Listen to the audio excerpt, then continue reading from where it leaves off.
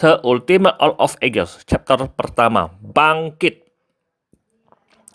Li Yunxiao selama ini kesurupan. Sesekali bayangan melintas di benaknya, seolah-olah dia telah menjadi orang lain. Dia juga mengalami epilepsi dari waktu ke waktu. Kadang berteriak, menangis, tertawa. Yang lebih aneh lagi adalah kenyataan bahwa selalu ada suara di benaknya yang sepertinya membacakan kitab suci yang aneh. Ketika dia mendengarkan dengan seksama, sepertinya itu adalah teknik kultivasi dan tubuhnya selalu bergoyang tanpa sadar dengan suaranya. Semakin dia menjadi epilepsi, semakin banyak fragmen muncul di benaknya dan semakin lengkap jadinya. Akhirnya dia pingsan karena siksaan suatu hari. Tetapi ketika dia bangun, semua fragmen itu bergabung menjadi satu secara keseluruhan dan muncul di benaknya dengan jelas. Mata Li Yunxiao sejernih bintang keabadian. Dia akhirnya terbangun. Aku tidak percaya aku dilahirkan kembali. Mata Li Yunxiao berpindah saat dia menoleh sedikit untuk melihat keluar jendela ke patung tinggi yang menjulang ke atas awan. Tahun 1033, dari kalender bela diri surgawi. Aku, Gu Feiyang, telah meninggal selama 15 tahun. 15 tahun yang lalu, Gu Feiyang, penguasa bela diri penakluk. Salah satu dari 10 penguasa bela diri yang diberikan dari alam bela diri surgawi, secara tidak sengaja meninggal di pegunungan Tiandang, mengguncang seluruh benua. Sejak itu ada arus bawah ketegangan yang melonjak di antara negara-negara besar, dan konflik-konflik semakin intensif. Benua bela diri surgawi yang telah tenang selama ratusan tahun sekali lagi dalam turbulensi. Li Yunxiao menyeringai dan menghela nafas pelan. Aku tidak percaya aku telah dilahirkan kembali setelah 15 tahun. Aku, Gu Feiyang, akhirnya kembali. Li Yunxiao! Tiba-tiba teriakan teguran yang dingin terdengar. Aduh, suara tajam pecah di udara saat Li Yunxiao mendongak dan melihat sepotong kapur terbang ke arahnya, hendak mengenai wajahnya. Dia dengan santai menangkap kapur di antara jari-jarinya dan meletakkannya di atas meja.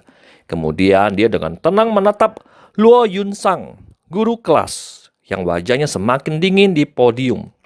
Ini adalah kesekian kalinya pikiran Li Yunxiao berkeliaran di kelas. Jadi dia akan terkejut jika dia tidak terganggu. Tapi Luo Yunsang jelas sedang dalam suasana hati yang buruk hari ini. Jadi dia membutuhkan seseorang untuk melampiaskan depresinya. Dan Li Yunxiao, pecundang yang diakui, tentu saja adalah kandidat terbaik. Untuk waktu yang lama, sepertinya sudah menjadi kebiasaan bagi semua guru yang sedang dalam suasana hati yang buruk untuk memilihnya. Setiap kali seorang guru marah, semua orang tahu bahwa Li Yunxiao akan mendapat masalah. Semua orang mulai tertawa terbahak-bahak dan tertawa terbahak-bahak. Semua menantikan untuk menonton pertunjukan. Beberapa siswa bahkan mulai membuat keributan. Li Yunxiao menyipitkan mata pada Luo Yunsang dan berpikir, dia memiliki tubuh yang bagus, rambut panjang, dan wajah yang cantik. Jika dia mengenakan gaun merah, sepatu bot tanduk perak, jubah biru, dan kesedihan frosty, aku yakin dia akan terlihat seperti Red Lotus Material Sovereign.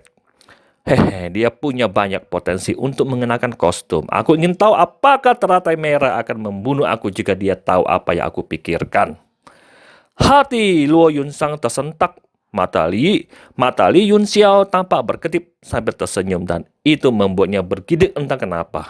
Itu seperti kelinci jinak yang tiba-tiba ditemukan oleh harimau. Rasa ketidakberdayaan sesaat membuatnya merasa seperti jatuh ke dalam gudang es. Apa itu mata anak laki-laki itu? Apakah dia tertawa? Tidak mungkin.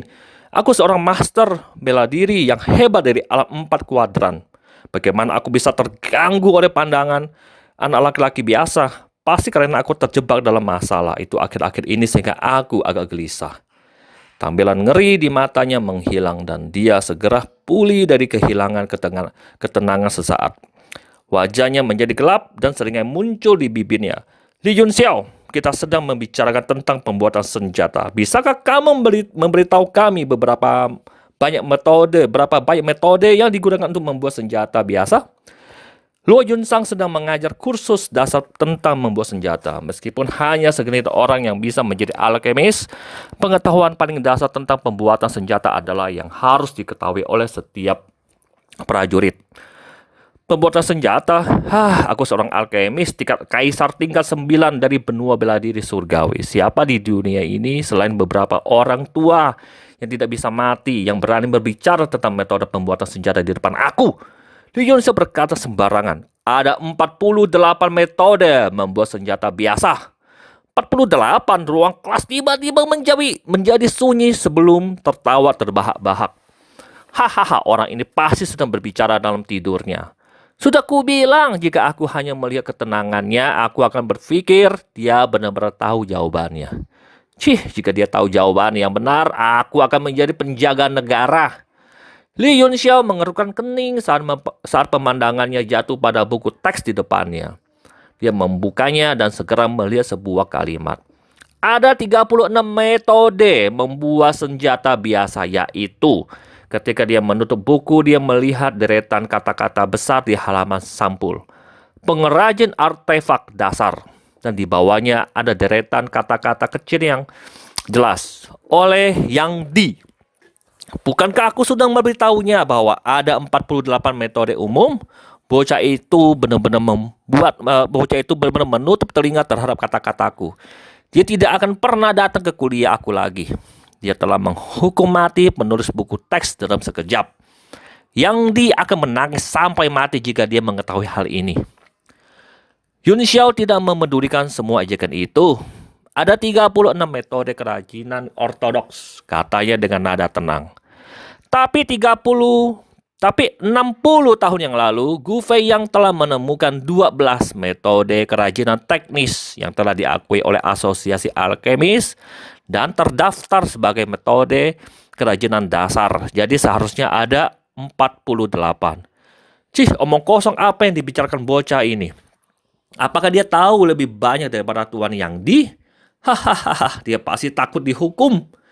Jadi dia mulai berbicara omong kosong. Tepat bagaimana mungkin Tuan Yang Di, murid Tuan Gu Feiyang, tidak tahu berapa banyak metode dasar kerajinan yang ada. Seluruh ruang kelas dipenuhi dengan ejekan, tetapi teriakan tiba-tiba membungkam semua orang. Diam, dia benar. Yunsang menampar meja, menyebabkan embusan angin kencang menyebar ke segala arah. Semua orang merasakan kekuatan sombong datang mendorong mereka dan wajah mereka menjadi ngeri. Beberapa siswa di dekat podium sepucat kertas seperti mau muntah darah. Yunxiao tersenyum dalam hati saat merasakan angin. Bintang tingkat 2 dari alam 4 kuadran. Dia benar-benar memiliki hadiah. Dan jiwanya tampaknya sangat kuat. Kurasa dia setidaknya seorang alkemis magang senior. Dia sedikit terkejut. Dia tahu Luo Yunsang sangat tangguh. Tapi dia tidak pernah mengira dia berada di level setinggi itu. Prajurit bela diri dibagi menjadi 9 tingkatan. Alam asal yang disebut prajurit. Alam 2 kekuatan disebut master bela diri. Alam 3 kekuatan disebut master bela diri agung. Alam 4 kuadran disebut tuan bela diri. Alam 5 elemen disebut material king. 6 direction rim disebut material grandmaster.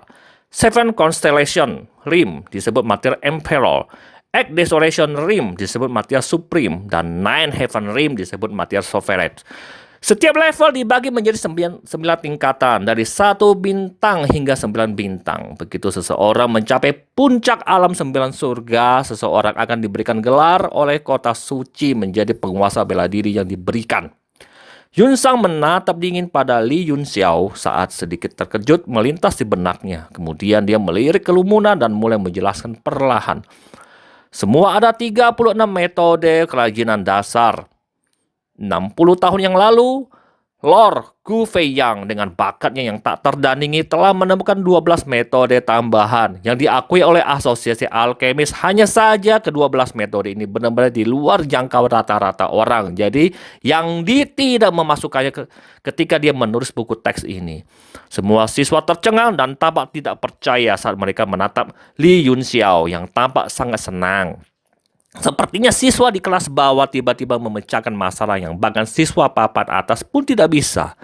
Bahkan Yun Sang terkejut. Bukan rahasia lagi bagi para alkemis bahwa ada 48 metode kerajaan dasar, tetapi sangat jarang bagi semua prajurit bela diri magang untuk mengetahui hal itu. Sebuah pikiran tiba-tiba muncul di benaknya. Mereka mengatakan Li Yunxiao ini buta huruf dalam seni bela diri. Mungkinkah dia memiliki bakat dalam membuat senjata? Itulah sebabnya dia mengumpulkan banyak informasi untuk dipelajari sendiri. Ide itu membuat jantungnya berdebar kencang. Jika dia bisa melatih seorang alkemis, itu lebih berharga daripada seorang pejuang. Biarkan aku mengujinya lagi. Yun Sang mendongak dan melihat bahwa Li Yunxiao sedang menatapnya dengan sedikit senyum di matanya, yang memberinya perasaan seolah-olah seorang guru sedang melihat muridnya. Itu membuat kemarahan meningkat pada dalam dirinya. Dengan seringai dingin, dia berkata, "Jangan berpikir kamu bisa bolos kelas hanya karena kamu telah mempelajari sesuatu yang esoterik. Aku akan mengajukan satu pertanyaan lagi.